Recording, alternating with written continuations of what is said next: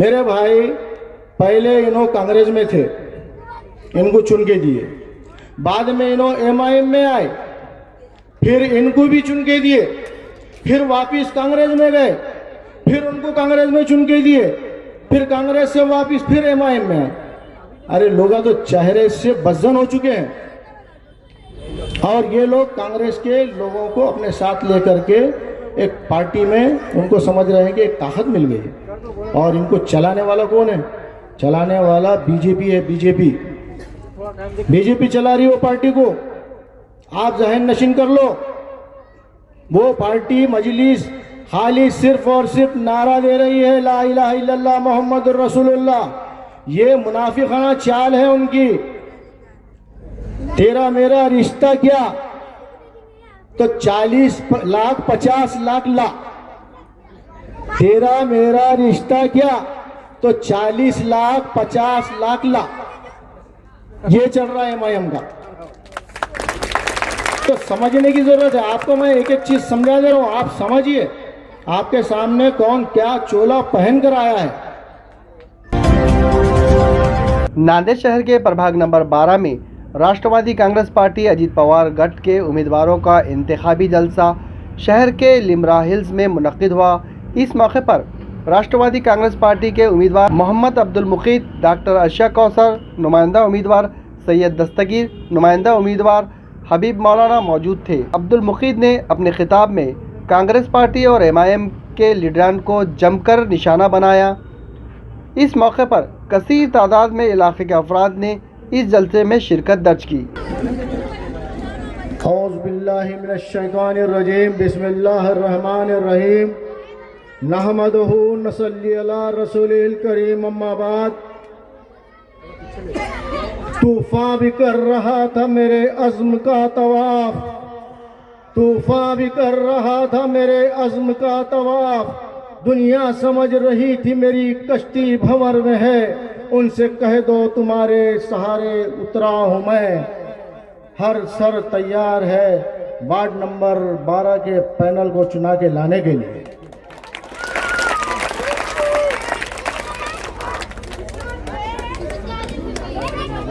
आज इंतखाबी जलसे के सदर आले जनाब गौस साहब स्टेज पर मौजूद, डॉक्टर अर्शिया कौसर साहिबा, बशीर पठान साहब,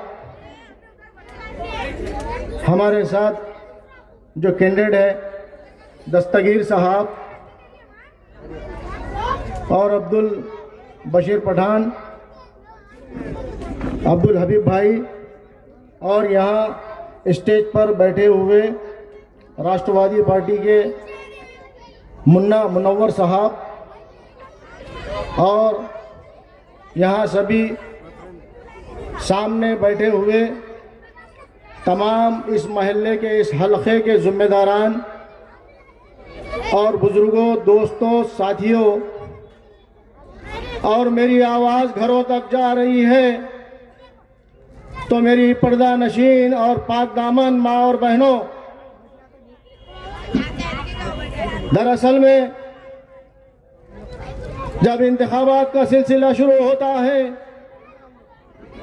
तो आपके सामने सभी पार्टियां आकर के अपने ख्यालात का इजहार करती है। जब इलेक्शन आता है तो सभी पार्टियां आपके सामने आते हैं और आपके सामने अपने ख्यालात का इजहार करते हैं। इसी एतबार से मैं भी यहाँ पर इस मंच पर राष्ट्रवादी जानिब के तरफ से और कैंडिडेट उम्मीदवार होने की हैसियत से आपके सामने खड़ा हूँ। और यहाँ पर हम राष्ट्रवादी पार्टी से जिसकी जो निशानी हमारी घड़ी है और आने वाली 15 तारीख को इसके ऊपर मोहर लगाना है, उसी एतबार से मैं भी यहाँ खड़ा हूँ। और ये मुल्क में हम इलेक्शन भी लड़ सकते हैं। हम इस मुल्क में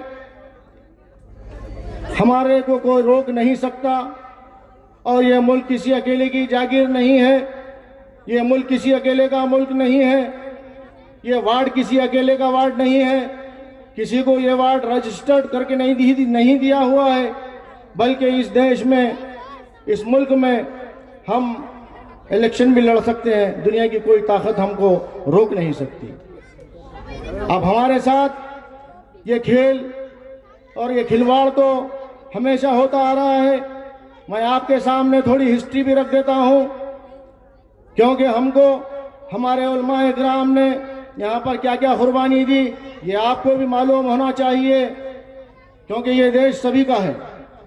तो अजीज साथियों, इस देश में जब हम देख रहे हैं, जब हिंदुस्तान आज़ाद हुआ तब यहाँ पर उलमाओं ने कुर्बानी दी, और एक वक्त ऐसा भी आया था कि उलमाओं की लाशें झाड़ों पर लटकी हुई थी और 70,000 उलमाओं की कुर्बानी हुई और 70,000 उलमाओं का कत्लेआम हुआ, और उनको नमाज जनाजा पढ़ाने के लिए भी कोई आलिम दीन मौजूद नहीं था, तो एक साथ करके उनकी नमाज जनाजा पढ़ाई गई।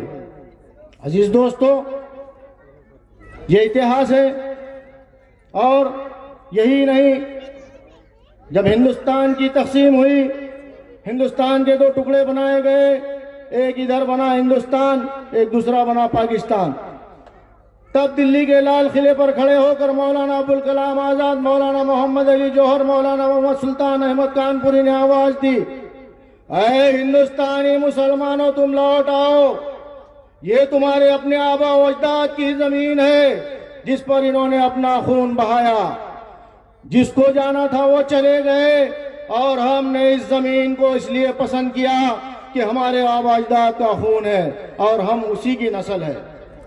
अजीज साथियों, ये हमारे साथ में हमेशा ये ऐसा खेल होता आया है, लेकिन मैं आपको, ये कांग्रेस सरकार जब से हिंदुस्तान आजाद हुआ, ये कांग्रेस ने मुसलमानों का इस्तेहसाल किया। ये कांग्रेस ने, आप देख रहे हैं कि हमारा मुसलमान भाई कोई रिक्शा चलाता है, कोई गाड़ा चलाता है, कोई ठेला चलाता है, कोई पान डप्परी चलाता है, कोई छोटी मोटी किरानी दुकान चलाता है। हमको इस नौबत पर, हमको इस परेशानी में, इसकी जो परेशानी है ये कांग्रेस वालों ने हमको, ये कांग्रेस वाले ही इसके कसूरवार है और इसके जिम्मेदार है। हमको कांग्रेस ने अनपढ़ रखा, हमको जाहिल रखा, हमको ये झूठे वादे किए। ये जो कांग्रेस है, ये कांग्रेस ने हमारे साथ हमेशा नाइंसाफी की, हमको झूठ बोला, हमारे सामने ये झूठे हैं और मक्कार हैं, और ये हमेशा झूठे बातें करते हैं, और ये ठग है, ठग। इन्होंने हमारे साथ हमेशा नाइंसाफी की, और हमारे सामने हम देख रहे हैं कि आज ये खुदवाई नगर इलाका, ये ईदगाह का इलाका, यहाँ से हमने किसी को चुन कर दिया, किसी को 30 साल से चुन कर दिया, किसी को 40 साल से चुन कर दिया, किसी को हमने महापौर बनाया, किसी को हमने स्टैंडिंग चेयरमैन बनाया, हमने किसी को डिप्टी मेयर बनाया। लेकिन क्या हुआ इसके बदले में? ये तो खाली सिर्फ और सिर्फ कांग्रेस के जर खरीद गुलाम थे। अजीज साथियों, गुलामी नहीं, बल्कि आपको मैं ये बताता चलता हूँ कि एक खेत के अंदर, जैसा कि एक दुकान के अंदर एक स्टेचू खड़ा होता है, और एक खेत के अंदर उसको इंग्लिश में स्क्रो कहते हैं। जो स्क्रो जो होता है, जो कौवे आने के लिए, जो चिड़िया आने के लिए जो एक पुतला बना के रखा जाता है एक डंडी के अंदर, और वो डंडी में खाली एक शर्ट पहना के रखा जाता है। तो ये हमारे कांग्रेस के लोग ये सिर्फ स्टेचू का काम करें, और ये जो है सिर्फ और सिर्फ चिड़िया उड़ाने का काम करे, दूसरा काम कुछ भी नहीं किया। अगरचे तुम्हारे सामने अगरचे ये काम करते, तो मैं समझता हूँ इस वार्ड नंबर 12 में जितना फंड आया, जितना पैसा आया, मैं समझता हूँ इतने पैसे में तो महापौर के खाली सिर्फ और सिर्फ फंड में, बाकी तो फंड छोड़िए, सिर्फ फंड में ये सिंगापुर जैसा बन जाता था। आपको मालूम होना चाहिए। और आपके सामने सूरत लेकर आ रहे हैं और बोल रहे हैं कि हम ये काम करेंगे, हम वो काम करेंगे। मेरे भाई, क्या हमने इनका मनगट पकड़ के रखा था? इतने दिन से काम नहीं किए तो आज तुमको, तो आप लोगों ने 30 साल से चुनकर दिया, तो आपने कोई ये काम मत करो ऐसा कहा?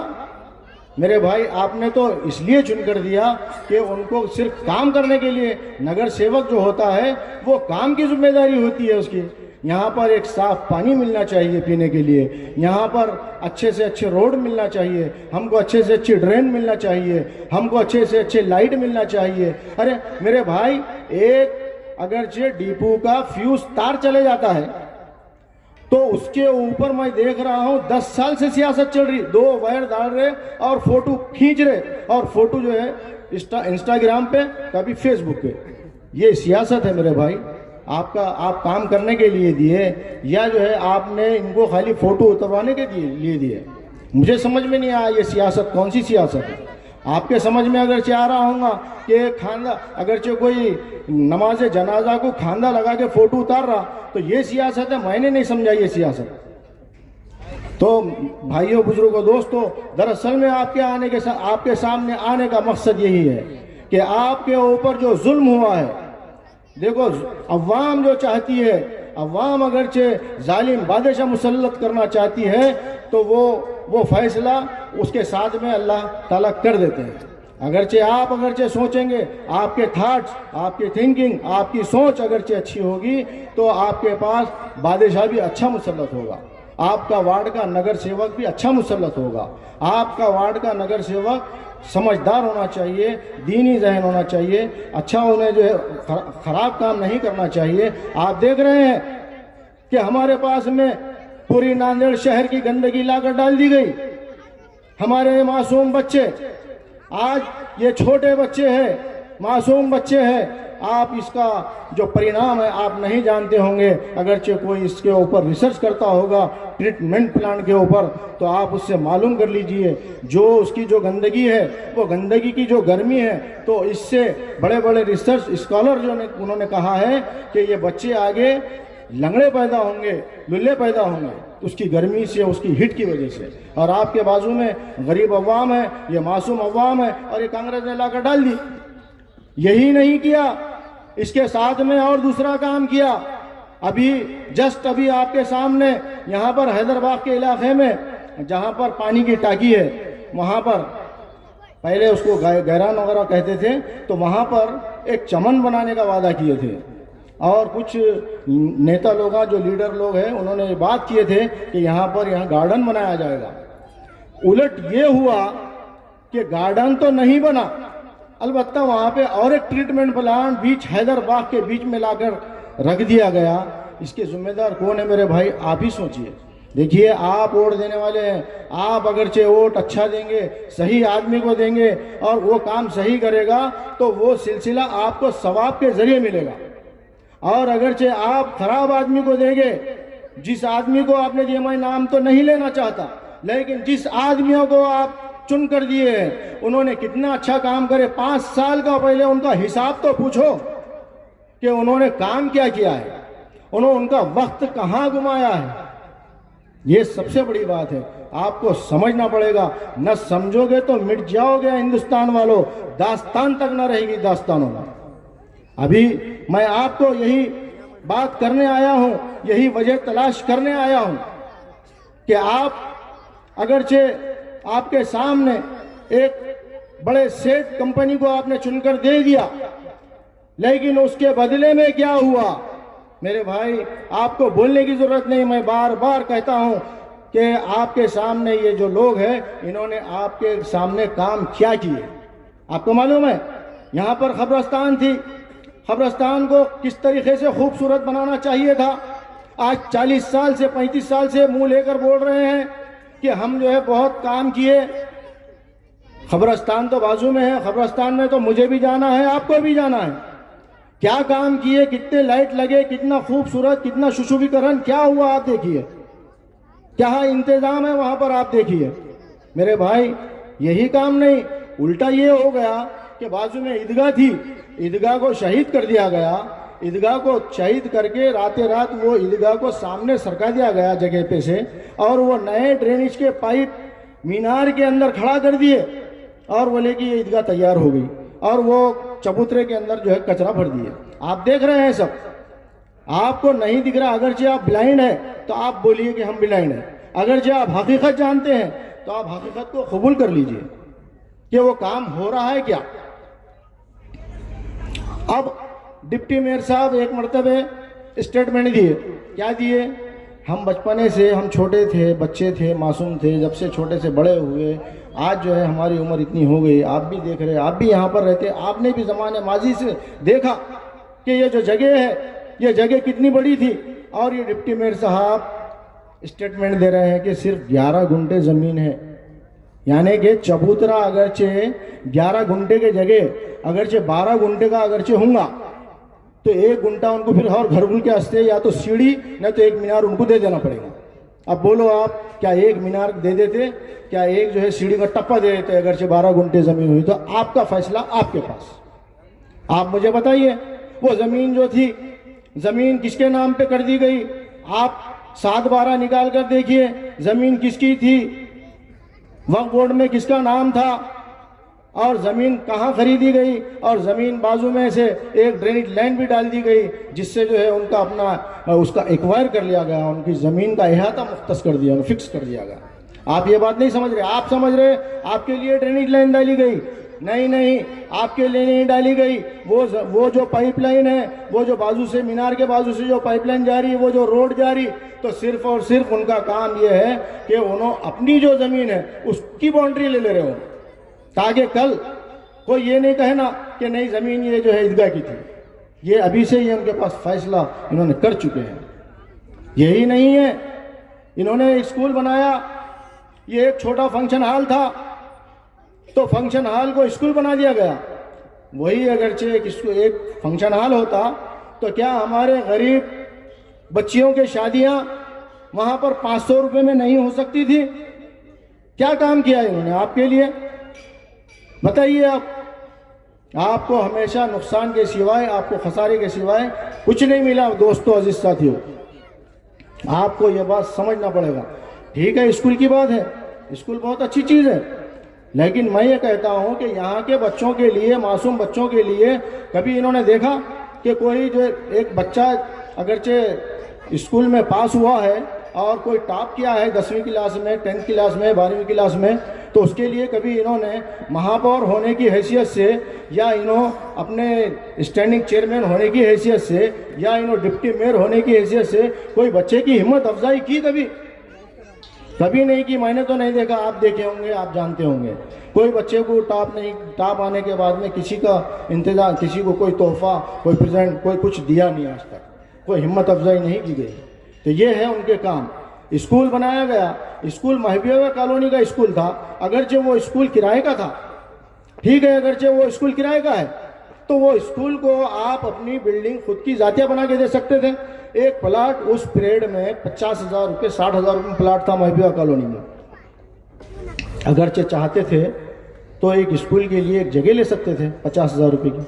आपके पास पैसों की तो कमी नहीं थी, तो 50,000 रुपये में अगरचे प्लाट लिया जाता था और वो 50,000 रुपये के ऊपर इमारत खड़ी कर दी जाती थी, और ये कहकर नगर पालिका को, बल्दिया को, कारपोरेशन को ये कहकर कि ये हमने ये प्लाट हमारा आपको गिफ्ट कर दिया, हमारे भाई के नाम से, वालिद के नाम से, किसके भी नाम से, और ये हमारा स्कूल की जगह पे हमारा ये नाम दे दो, तो क्यों नहीं हो सकता था? लेकिन हिम्मत नहीं है, खर्चा करने की पोजीशन नहीं है, खर्चा नहीं करेंगे। हमारे कौम के बच्चे कितने भी दूर जाओ, ये है असल में काम। तो अजीज साथियों, मैं आपसे यही कहने को आया हूं कि आप समझिए।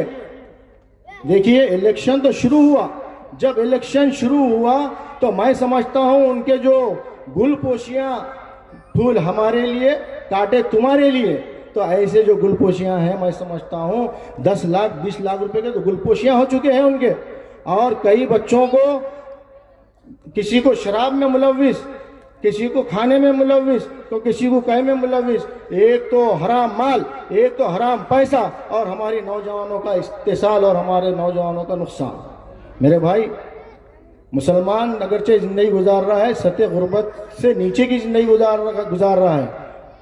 महमूद मिश्रा की, महमूद अब्दुर्रहमान की कमेटी का रिपोर्ट आप देखिए कि हम जो गुजार रहे हैं, मुसलमान सबसे ज़्यादा बदतरीन ज़िंदगी गुजार रहा है, तो मुसलमान गुजार रहा है। ना उसके पास में कोई स्कूल है, ना कोई इसके पास में कॉलेज है, ना कोई उसके पास में IIT कॉलेज है, ना उसके पास में कोई और कोई कॉलेज है, कोई डिग्री कॉलेज है, कुछ नहीं है उनके पास। बस हमारा काम है कि हम जो उठते हैं, उठ करके हम काम को जाते हैं, हमारा कोई सोचने वाला नहीं है। और लीडर जो होता है, भाइयों बुजुर्गों दोस्तों, लीडर हम में से पैदा होता है, हमको लीडर बनाना पड़ता है, हमको लीडर तस्लीम करना पड़ता है। हम अगरचे अच्छे लीडर को बनाएंगे तो हमारे काम अच्छे होंगे। और ये नौजवान बच्चे जो बहक जा रहे हैं, नौजवान नस्ल तबाह हो रही है, नौजवान बच्चे नशे में हैं, नशे में भरपूर हो जा रहे हैं, नशे के गोलियां मिल रहे हैं, नशे के कारोबार कर रहे हैं, कोई रोकने वाला नहीं है। अगर चाहिए नौजवान बच्चे, जैसा बकौल शायर के नौजवानों की ताकत है समंदर का शबाब, मुस्कुरा उठे तो दिल नशी गुलाब, मुल्क और कौम के हो सकते हैं पूरे ख्वाब, इनकी सही ताकत का सही इस्तेमाल। लेकिन हमारा सही इस्तेमाल कहाँ हो रहा है? जुब्बों के अड्डे पर। हमारे बड़े बड़े उम्मीदवार कहाँ बैठे हैं, कौन से अड्डे पे बैठे हैं? आप देखिए, मैं नहीं बोलूँगा, आप देखिए कौन बैठ रहा है, मैं बैठ रहा हूँ, कौन बैठ रहा है, आप देखिए। तो ऐसे लोग हमारा काम क्या करेंगे मेरे भाई? हम तो समझ में नहीं आ रहा है हमको कि जब देखे जब बस आ रहे और वो कांग्रेस कांग्रेस बोल रहे हैं। मेरे समझ में नहीं आया। देखो आपके सामने फैसला है, ये कांग्रेस ने, यही कांग्रेस ने मुसलमानों का नुकसान किया। चाहे मुरादाबाद में फसाद हो, आपको हिंदुस्तान घुमा लेता हूँ 1 मिनट में, चाहे मुरादाबाद हो, चाहे कानपुर हो, चाहे मीरठ हो, चाहे और कौन सा शहर होने दो, जहां पर कांग्रेस ने अपने दौर इख्तिदार में फसादात नहीं कराए। सबसे ज्यादा नुकसान कानपुर में मुसलमान ज्योति बनाता था, वहां पे मुसलमानों का नुकसान। बनारस में साड़ी बनाता था, वहां पे मुसलमानों का नुकसान, पूरी मैशत तबाह कर दी गई। ये कांग्रेस के दौरे हुकूमत की बात कर रहा हूं मैं। तो ये जो काम हुए, आप ये गौर से देखिए, जब हम बच्चे थे, हम मासूम थे, अखबार 9 पेपर आता था और नई दुनिया पेपर आता था, जब हम पढ़ते थे तो कुछ दिनों के बाद में वो पेपर को बैंडिंग कर दी गई। तो हमेशा जो रिपोर्ट आती थी कि भागलपुर में फसाद होगा, मेरठ में फसाद हो गया, मुरादाबाद में फसाद हो गया, कानपुर में फसाद हो गया। मेरे भाई, ये किसके दौरे हुकूमत में हुआ? यही कांग्रेस है। कांग्रेस ने मुसलमानों को कहीं का भी नहीं छोड़ा। और आज कांग्रेस पूरी जो खत्म हो गई, उसकी वजह यह है कि बाबरी मस्जिद की बदवा है, उसको इन्होंने ही काम किया, बाबरी मस्जिद शहीद करने का। नेहरू चाचा ने ही अंदर मूर्ति रखा, ये राजीव गांधी ने ही अंदर शिलान्यास करा नरसिम्हा राव के वक्त में, और ये शंकर राव के टाइम पे इन्होंने घंटे बजाते बैठे। हमको हिस्ट्री याद नहीं रहती मेरे भाई, हमको हिस्ट्री भी याद रखना पड़ेगा। हम समझेंगे नहीं तो हमारा नुकसान होने वाला है। अजीज साथियों, मैं आपको यही कहने आया हूं। अब आपके सामने एक कांग्रेस के अलावा एक नई पार्टी आई। अब जो नई पार्टी आई वो नया चोला बदल के आई। वो क्या बदल के आई? बस तो वही है, लाल बस, लेकिन उसके ऊपर पार्टी है ना, वो हरी है, हरी। और उसका जो ड्राइवर है ना, वो ड्राइवर जो शिवाजी नगर से राजा है, उन्होंने चला रहे। मेरे भाई, पहले इन्हों कांग्रेस में थे, इनको चुन के दिए, बाद में इन्हों एमआईएम में आए, फिर इनको भी चुन के दिए, फिर वापिस कांग्रेस में गए, फिर उनको कांग्रेस में चुन के दिए, फिर कांग्रेस से वापिस फिर एमआईएम में आए। अरे लोग तो चेहरे से बज्जन हो चुके हैं।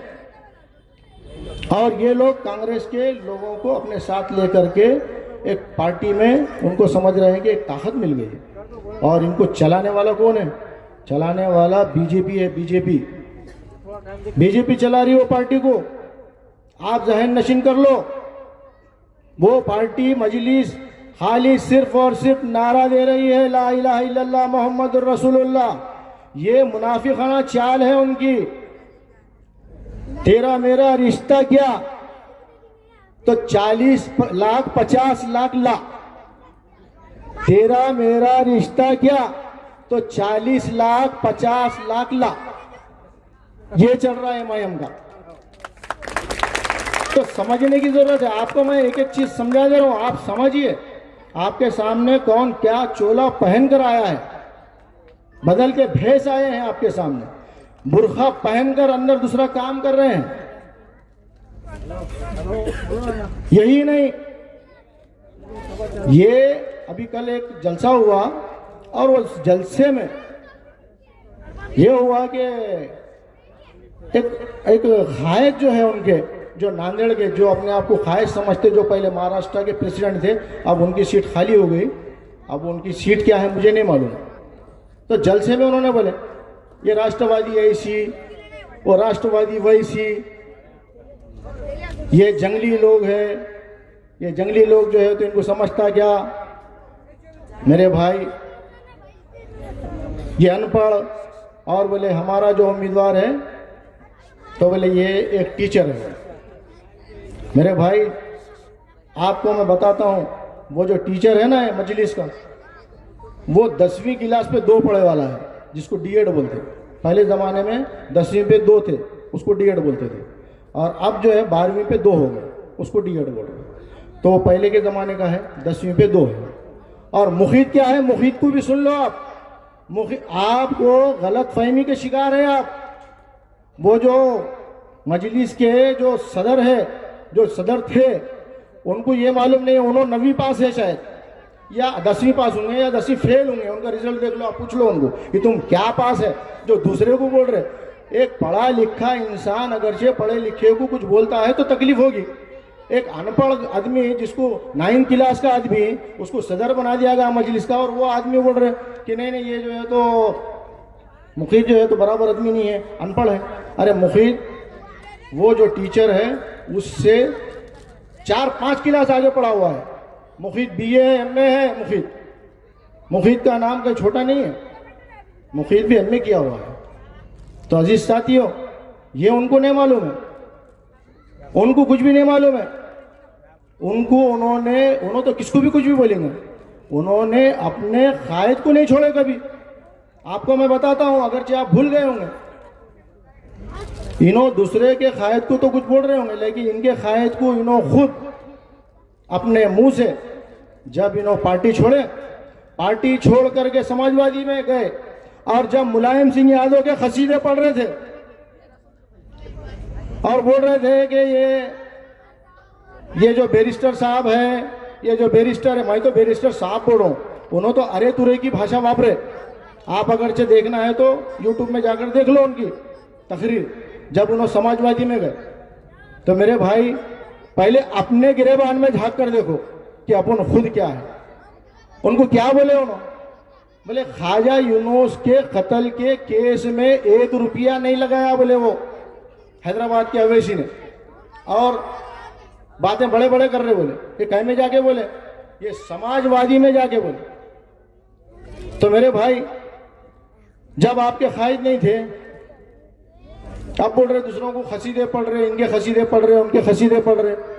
तो ये आपको नहीं मालूम आप कौन से खसीदे पढ़े? पहले याजूज माजूज बोले आपने आपके कायद को याजूज और माजूज बोले। और इतना ही नहीं बोले, सुन लीजिए आप जितने भी मीडिया वाले हैं, सुन लीजिए, उन्होंने यही नहीं बोले, उन्होंने ये कहा, ये फिरौन की बात कर रहा हूं मैं, नांदेड़ के फिरौन की, ये फिरौन का खिताब दे रहा हूं मैं उनको। ये सदर नहीं है, इन्हों फिरौन है। फिरौन रह के इन्हों क्या कर रहे, सबसे वादे वहीद करके ये भी ला, वो भी ला, ये भी ला, अपनी झोली भरते जा रहे।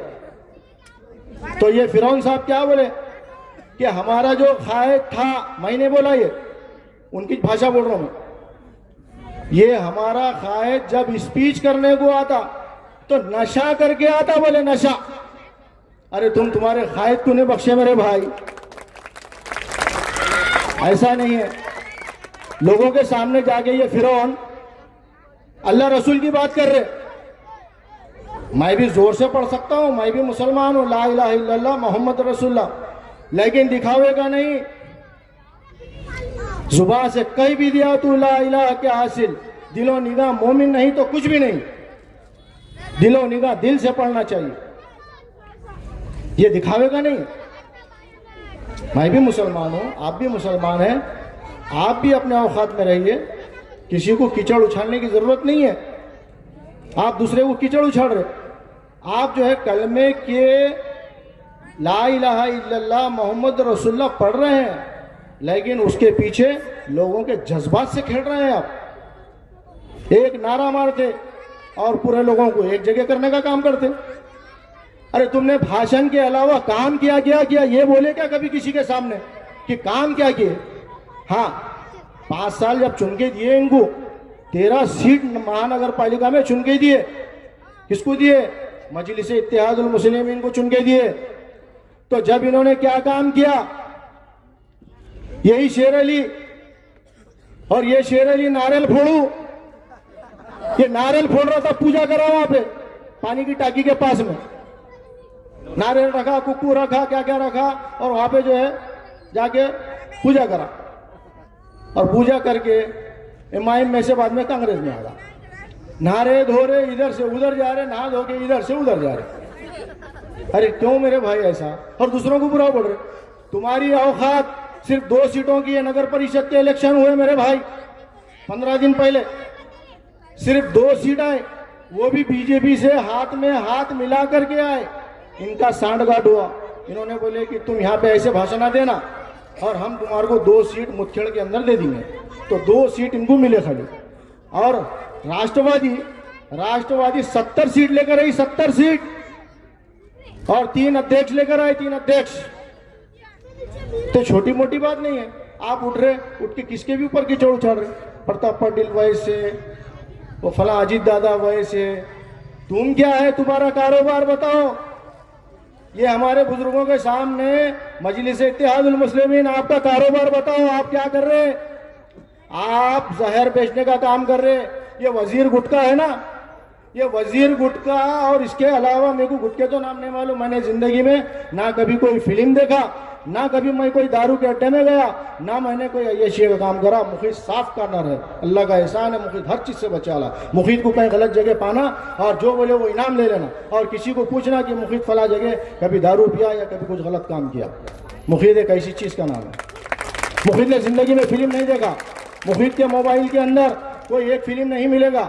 मुखीद कोई व्हाट्सअप अभी मैं महीने भर से शुरू किया, मुझे ये फुर्सत नहीं है। और मेरे को अगरचे आप गलत बोले तो मेरी बात सुनना भी पड़ेगा। फिर आप वजीर गुटखा बेच रहे, आप कौन से गुटखे बेच रहे, ये जहर बेचने का काम कर रहे आप। और लोगों के सामने बोल रहे, अवाम के सामने बोल रहे कि नहीं हम वो शरीफुल नफ्स इंसान है। अरे आपने तो लोगों को कैंसर के इलाज में मुब्तला कर दिया, कैंसर के बीमारी में मुब्तला कर दिया आपने। कितने ऐसे नौजवान बच्चे हैं जिनको कैंसर हो चुका है? क्या वजह क्या है इसकी? आपका गुटखा नांदेड़ शहर में चल रहा है, और नांदेड़ शहर में गुटखा, और यही नहीं है गुटखा, इसके अलावा दूसरा भी सुनिए आप। ये जो गरीब लोगों को चावल मिलते हैं ना कूपन पे, तो वो चावल पहले जमाने में कांग्रेस के दौरे हुकूमत में चावल इतने मिलते थे, और शक्कर मिलती थी इतनी, और तेल मिलता था छटाक डब्बे में। ये कांग्रेस का दौर था। अब ये जो दौर आया ना, तो ये दौर में क्या हो गया कि गवर्नमेंट ने ऐसे स्कीमात लाई। ठीक है, अब ये अलग बात है कि ये स्कीमात को हम नहीं जानते होंगे, क्योंकि आपको ये स्कीमात तक पहुंचने नहीं दिया जा रहा। तो ऐसे स्कीमात है जिसमें हजारों रुपये, लाखों रुपए जो है लोन भी मिलता है आपको, जो है आपके कारोबार में कुछ सपोर्ट होता है, हो सकता है, लेकिन ये स्कीमात तक पहुंचने नहीं दिया। खैर, बहरहाल ये राशन की बात कर रहा हूँ मैं, वो बाद में बात करेंगे अपन। राशन में जो चावल मिलता, आप पहले क्या है, साइकिल पे जाते थे, अब्बा भी जाते थे, खाला भी जाते थे, नानी भी जाते थे, जाके क्या करते थे, थैली में लेके आ जाते थे 1 किलो शक्कर, आधा किलो चावल, फला जवारी हो जो भी। अब कैसा थैला भर मिल रहा, अब वो थैला भर घर में लेके आ रहा बेचारा गरीब। अब घर में जो है मासूम बच्चे वो खाएंगे, वो अगरचे खाएंगे तो उनकी सेहत में इजाफा होगा, वो खाने को भी नहीं दिया जा रहा। अब एक घर में एक बाप है, कोई बेवड़ा है समझो, अब उसके घर में जो है वो चावल से कारोबार चलता, वो चावल को भी इन्हों खरीद ले रहे 2 रुपये किलो के चावल 5 रुपये किलो से, और इसको क्या कर रहे, ट्रक भर रहे, ट्रक भर के वो बच्चा, मासूम बच्चा भूखा रहो प्यासा रहो, उनको कोई लेना देना नहीं, ये भर करके पूरी गाड़ी आंध्रा को भेज रही। आंध्रा को जा करके वो गाड़ी लाखों रुपए कमा के दे रही, और इन्हों कारों में घूम रहे। ये फिरौन साहब की बात कर रहा हूं मैं, ये मजलिस इत्तेहादुल मुस्लिमीन के फिरौन। क्यों भाई, हम बोले तो फिर तकलीफ होंगी। नहीं नहीं, आप देखिए, अगरचे सियासत में अगरचे सही है तो आप सही तरीके से सियासत करो। अगरचे आपको ये ब्लेम हम लगा रहे हैं तो मुझे मेरे ज़बान से या आपने मैं तो बोलूँगा, लेकिन आपने कुछ दिनों पहले न्यूज़ सुना होगा, औरंगाबाद के अंदर एक साजिद बिल्डर है जो इनके महाराष्ट्र के सेक्रेटरी है या औरंगाबाद के सेक्रेटरी है। इन्होंने क्या कहा कि जो भी नांदेड़ के लोगों को टिकट लेना है मजलिस का तो इनको पैसों की किसको बात नहीं करना, अगरचे बात करेगा पैसों की तो हमको फोन कर देना। इसका मतलब ये हुआ कि फिरौन चोर है। इसका मतलब ये हुआ कि फिरौन चोर है। अगरचे चोर नहीं है तो वहां से औरंगाबाद से ही क्यों बोल रहे हैं कि हमको फोन कर देना। आप सुने होंगे, यूट्यूब पे सुने होंगे साजिद बिल्डर की बात। तो ये जो चीज है, देखो, आदमी ने सब सोच करके बात करना चाहिए। इसलिए मैं आपके सामने जो खड़ा हूं और इसके आगे मैं आपको ये मजलिस के बारे में जो भी चीज़ें हैं और ये कांग्रेस के बारे में, कांग्रेस ने क्या करी, कांग्रेस मुसलमानों क्या दीजिए, वो खाली चने के दुकान पे वो कुछ तो भी चने के घरों में बच्चों को दे रहे चने। अरे कभी इन्होंने कोई, देखो निज़ाम के ज़माने में, निज़ाम की सरकार जो थी तो उस दौर में कोई लोग आए और कहा कि बादशाह सलामत हमको खाने के लिए कुछ भी नहीं है और हाथ पड़ गया है। तो बादशाह सलामत ने बोले, अब बादशाह सलामत थे वो तो बाहर निकलना बोले तो बहुत उनका मुश्किल का काम रहता था और प्रजा की एक मरतबे ऐसा ले लेते थे उन्होंने कुछ तो भी हाल चाल क्या चल रहा। तो बोले बादशाह सलामत खाने कुछ भी नहीं है। तो बोले क्या उनको घी और खिचड़ी भी नहीं है खाने को? हुकूमत देखिए आप कैसी चलती थी, क्या आपको घी और खिचड़ी भी नहीं है? अरे ये कांग्रेस 70 साल से हुकूमत कर रही है, क्या हमारे कोई मासूम बच्चों को आपने देखा कभी किसी को आधा लीटर दूध का पैकेट मिला स्कूल में बच्चों के लिए? क्या कभी कोई घर में गरीब लोग हैं, क्या घी मिला आधा किलो? ये कौन देने वाला है गरीब लोगों को? तो ये कांग्रेस वालों के काम है। और ये जो मजलिस है, ये मजलिस के काम इनको चुन के दिए, इन्होंने जाके कहाँ बिके 13 लोग, फिर वही कांग्रेस में बिके और अभी भी वही कांग्रेस में बिक रहे, कांग्रेस में बिक रहे और बोल रहे कि हम साफ और शफाफ है, हम बहुत क्लीन है, हम बहुत अच्छे हैं। ये दूसरे को सिखाओ मेरे भाई। मुखीद को बोलेंगे ना, मुखीद बोलते रहना, मुखीद को पुर नहीं सकते आप देखिए कि कांग्रेस को जब चुनकर दिए, सॉरी मजलिस को जब चुन के दिए थे तो 13 लोगों ने पूरा हाल जो नांदेड़ का जो कितना बुरा करके रखे थे वो आप देखिए, कोई काम नहीं हुआ, कोई काम। और अभी भी जो मजलिस के लोगों को चुन के देंगे, इनके पास कोई बजट वजट आने वाला नहीं। दिमाग से याद रखिए, आप दिमाग से सोचिए, अल्लाह ताला ने आपको भी अक्ल सलीम दिया, आप भी जो है सोचिए कि कहीं हम अगरचे ऐसा नुकसान ना करना जज्बात में जोश में आकर के कि कहीं जो है मजलिस को कहीं आगे लेकर आएंगे आप, तो आप देखिए कि आपका वो नुकसान होगा आगे। उनके पास कोई बजट लाने वाला नहीं, उनके पास में कोई प्रोग्राम नहीं, उनके पास प्लानिंग नहीं। अरे प्लानिंग इज की टू सक्सेस, प्लानिंग इज की टू सक्सेस। यानी कि खाली जो है ऐसा नहीं है कि आपके पास प्लानिंग ही नहीं है, मनसूबाबंदी नहीं है और आप कुछ ना कुछ कर रहे हैं। उनके पास कोई प्रोग्राम नहीं है, उनके पास 2 लोग 4 लोग अगर चुन के आएंगे, वो खाली बीजेपी के बाद में जब चुन के आएंगे तो बाजू बैठेंगे सिर्फ वो ना इनका सपोर्ट कर सकेंगे ना वो कांग्रेस में जा सकेंगे। कांग्रेस में इसलिए नहीं जाएंगे कि उनको क्या है, फंडिंग जो हुई, जो पैसा मिल रहा उनको वो दारुसलाम से मिल रहा, शिवाजी नगर से मिल रहा उनको पैसा, तो उन्होंने कैसे जाने देंगे कांग्रेस में? इनको बाइंडिंग रहेंगी। तो ये हमारा नुकसान है, तो ये हमारा नुकसान होने मत दीजिए मेरे भाई। अजीज साथियों, बुजुर्गों, मेरी इतनी ही गुजारिश है कि मुफीद और हमारे इस पैनल को अगरचे आप चुन कर लाएंगे, इंशाअल्लाहुल अजीज आप देखेंगे कि इस महल्ले को और इस ईदगाह के इलाके को और ये खबरस्तान को और ये जो चौरास्ता है और ये जितने भी हमारे पास रोड है, ड्रेनेज लाइन है, सीवरेज लाइन है, पानी की पाइपलाइन है, आपको साफ और शफाफ पानी मिलेगा, आपको रोड अच्छी मिलेगी और आपको अच्छे से अच्छे लाइट मिलेंगे। और आप जब भी फ़ोन करेंगे तो बंदा और बंदे के साथ में ये सब लोग हाजिर रहेंगे आपकी खिदमत में।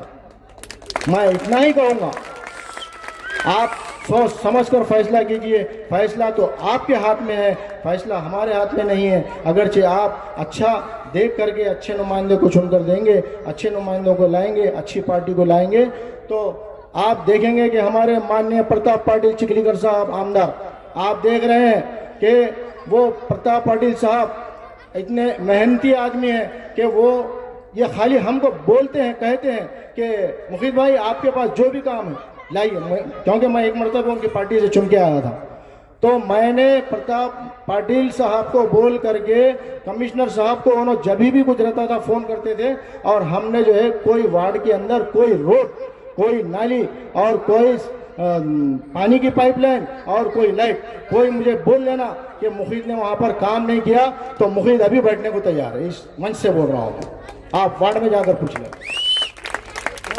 तो वो हमारे माननीय प्रताप पाटिल साहब वो अच्छे तरीके से जानते हैं अवाम का काम, और मैं समझता हूँ हमारे अजीत दादा, हमारी जो पार्टी है, पार्टी सेकुलर पार्टी है, आपको लोग बहकाएंगे।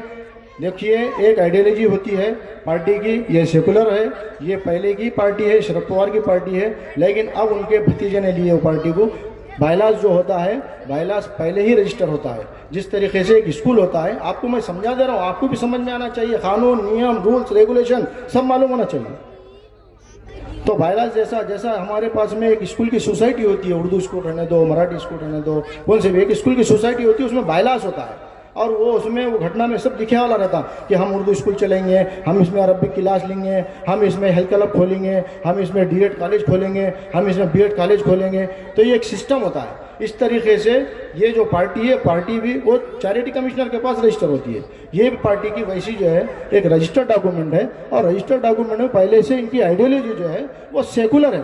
और ये हमारे प्रताप पाटिल साहब, अजीत दादा साहब, देख रहे हैं आप, हिंदू, मुस्लिम, दलित, सिख, ईसाई सबको लेकर चलते हैं, तो और सब लेकर के चलने वाले हैं।